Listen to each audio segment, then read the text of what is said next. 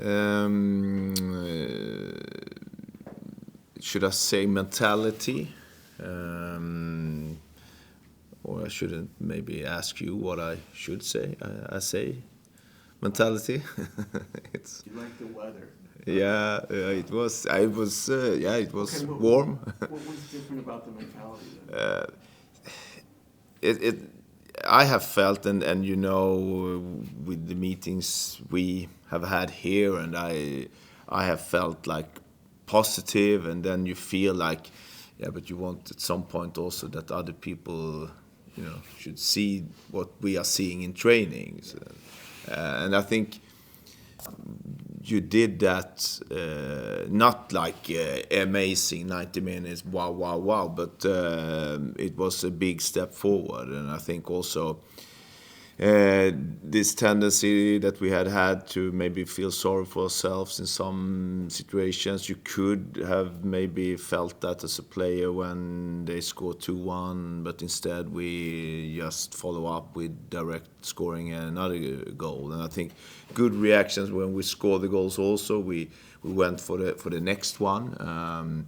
But you could feel those kind of things. It's easy to say when you win the game, but it was something in the locker room. It was something, but I felt it also. I felt it maybe 2-3 weeks. Maybe also because I feel more and more that me as a coach can be more myself and what that maybe sounds strange, but you always have to feel your way into a new environment and group. And I think when the players get to know me more and more, and I get to know them, and we start to be ourselves more, that's also something that release some energy or emotions, and that was the feeling in the game. And then we played in a way that I also. You asked last week when like we don't see the crew a little bit, and hopefully we do that more and more. And in many parts, me at least, I enjoyed watching the game also. Yeah, because you talked about how you saw this stuff in training and it wasn't translating yet. Yeah. Some of it began to translate. How much do you think you have installed, and how much is left to go yet before we see your full vision? Yeah, it's like chasing that what is it? The rainbow, the treasure, like. The unicorn. Yeah, maybe it's a unicorn. You and then you think you're there and then it disappears and then you start chasing again. So it will always. Process. Yeah, it will be and then okay now we see this, but and it's maybe a little bit. We have a Swedish word like luddigt, like it's a little bit strange and difficult to really put into words. But I know here when I enjoy my team, like when I enjoy watching my team, and it was more those situations in the game now than before.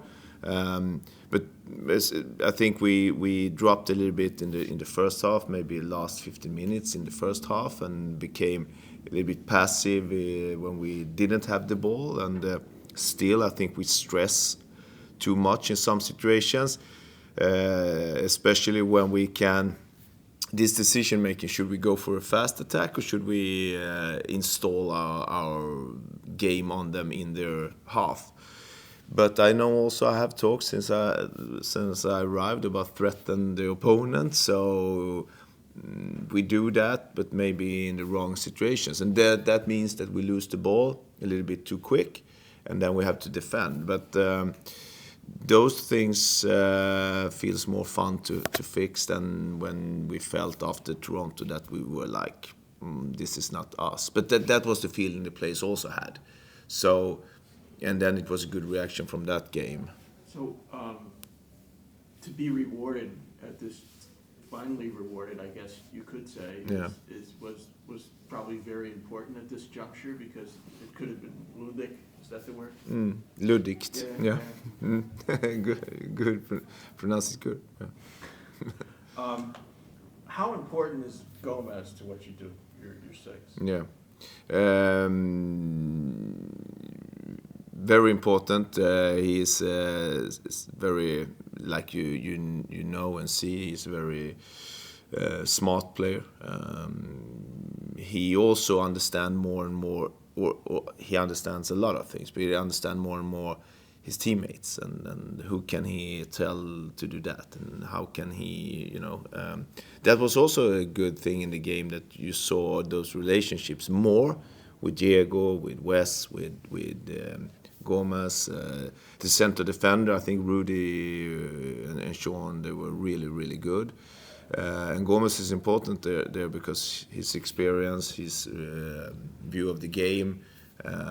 Then we will get the leader on the pitch that can feel, for example, when we get a little bit too fast in our attacks, then he can control that a little bit more. So he's important. In relationists, if I have this correctly, generally speaking, he's where the ball is. So yeah, the team organized a lot around him. So yeah, exactly. That's good. I haven't really thought about it. So my son came up with that. Yeah, it's good. That's how we want to have it, and because if he touched the ball a lot, but Dylan is also one of those players, then we know we are good. I would say that Rudy is also, when he is a lot around the ball, then we probably play some good football.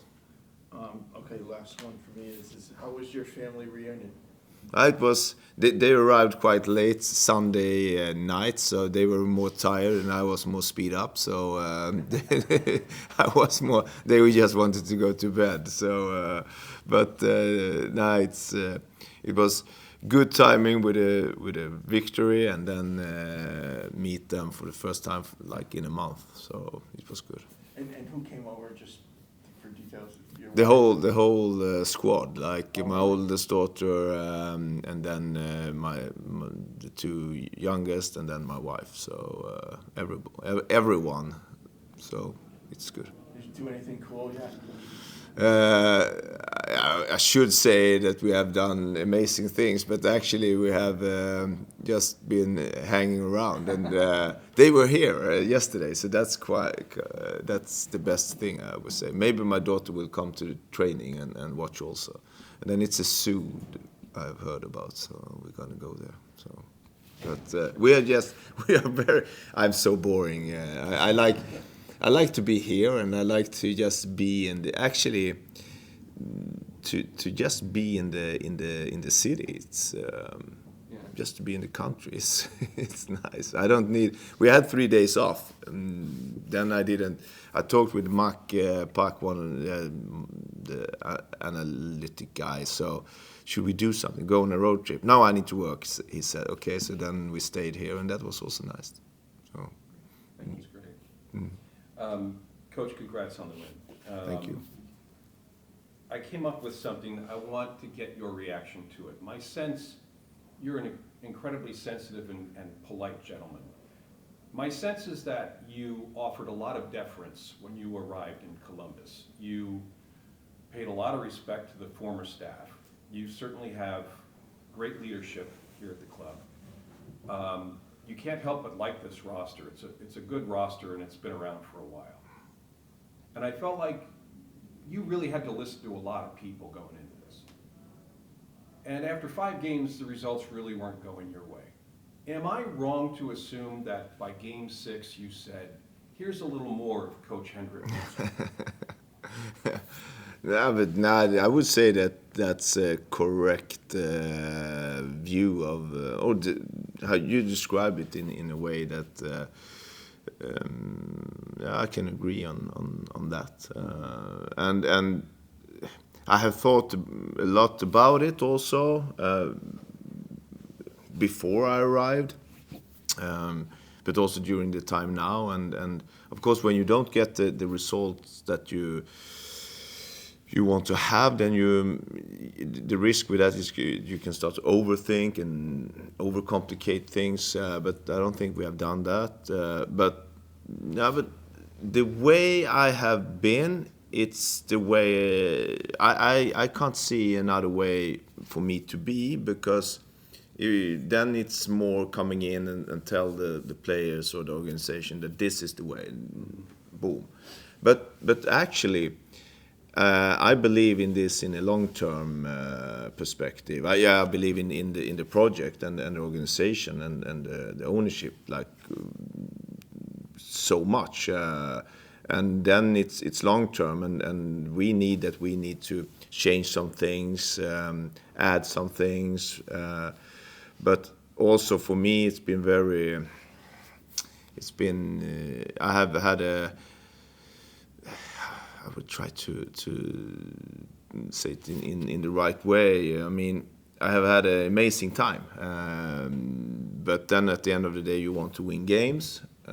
But if I would have done it in another direction or another way, I would not been this far ahead. Maybe you haven't seen it in games so much, but I have learned so much about the players and the organization, and that will help us further on. So, but yeah, and then I felt during these 2 weeks where we didn't play, like, yeah, now I need to be myself more. Then, of course, I develop in this environment. I also change things, and I add things and I learn things. So that will be something that always will change also during time. But I was more myself, because I also do a little bit more our game than before, maybe. Yeah, great. Yeah. I'm so touched by that. I'm sorry I've lost track of where I'm headed with the next question. But I do want to pay off the players, because, as you said, you enjoyed watching the game, and the players appeared to really enjoy being a part of it. I mean, on Wes's 2 goals, there were attackers at the top of the box ready to pounce if a ball was parried away, or if the shot didn't go the way it was supposed to. A rebound. It was an all-in effort in those situations. Yeah, that's the thing I also enjoyed. That I talk a lot about, like, that we can't regret anything after a game, and I know that it's easy to say, and then you go out and then you hold yourself back, and that's been the feeling for so many different reasons. So I don't want to go into those again, but. I felt that the players also now we start playing our game. Like, now you will do mistakes, and we made mistakes, and we will do it again. But it's more like, okay, we go again, and we enjoy that part. So I love to win, as I've mentioned, but I also enjoy very much when the players enjoy themselves, and that's a big part. And the good thing with that is, if they do that, I know we're gonna play good football, and then we will probably win the game. So it's a win-win. Max Arfsten, Patrick Schulte, the rest of the players for the men's national team have been told unequivocally there are a lot of decisions that have to be made before the World Cup for the red, white, and blue. Over these 5 weeks, they're likely really anxious to prove themselves on the club level. How do you, as the head coach of their club team, influence helping them to be successful? I think that's also, that's one part in how do I put it, like the noise from the outside for the individual player, that it's amazing to have goals and have dreams and things to look forward to, but it's I think you play at your best when you're a little bit like, okay, I don't care so much, I just enjoy playing. I don't care about the outcome. I don't care about and to be part of a World Cup squad is outcome that you can't fully control. But if you start to think too much about that, and that can happen. Players, I've seen that before in Sweden also. I try to talk with the players. Max is a player with amazing abilities, so it's more for him to really let loose. And he came back from national team, and then he did 2 sessions the day before the game. He was really on fire, and then what I try to do then is more to remind him about how do you feel now? Did you do something? And in his case, it's to really go against the opponent, and he did that both on the right side and both on the left side, and that's the most important thing for him to build on. But it's more small things but maybe also to understand them, that they are under. It's amazing things, but they're also under a lot of pressure. Because they want to perform good. They don't want to get injured. They don't want to do mistakes, because then maybe, and those kind of things. So we talk about it. That's for sure. You won the Swedish Cup as a player and as a coach with Malmo, the most successful team in the Swedish Cup history. You've got Richmond next week on the road. Yeah. Approaching the U.S. Open Cup. What's important for you as you communicate with your players? Yeah, the lessons I have made as both as a player and a coach when it comes to the cup is that you need to understand the challenges in that kind of game. That it's so easy to believe that this will go a little bit easy now. I maybe doesn't need to have a full effort, but it's not the case. If you do a full effort, then you will be able to take advantage of that in the second half. But every team, even low division team, they can run and press, and for them it's the biggest games. Those cliches, but it's true. So it's about the mindset there also. But then we have a good squad, and that was also a thing now against Atlanta. I made the subs much earlier. I have been a coward there, I can admit that. I've held on too long with some changes in the games. Now we did changes earlier, and then the players that came in also showed that, okay, I contribute here, I'm good. And that will be the case also in the cup. That players that haven't played so much, they do good in training, so now they will get the opportunity. But it's also always full effort in those kind of games. Otherwise, you will have a much tougher game. Thank you. Thank you. Well said. Where are you with Daniel Gazdag? I know a lot of fans are curious about that situation. Yeah. We've talked a little bit about him.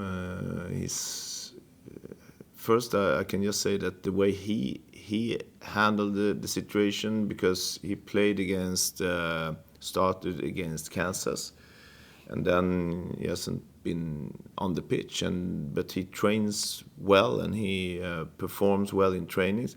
Then it's more that now when we play this formation, we have Diego as a number 10, and I would say that Gazdag is, so it's like Gazdag or Diego if I'm gonna really be black or white in the reflection. And when I have done subs changes, then I have prioritized Taha, younger player we believe in a lot in. When I've changed like central midfielders, it's been Bangura or Taha in there instead of Amar also, for example, that hasn't been on the pitch. But so it's been quite tough decisions, and it's more due to that other players perform even better. But it's tough for him. But he handled it in an amazing way, I must say. No complaining. Trains. I have a problem when you have the S on train. And I asked Sean and Pat actually the other day and they were like, couldn't answer it. So it feels good that they can't. No, they don't know. But yeah, he's behaving very well. But right now, I prioritize other players. Great. Thank you.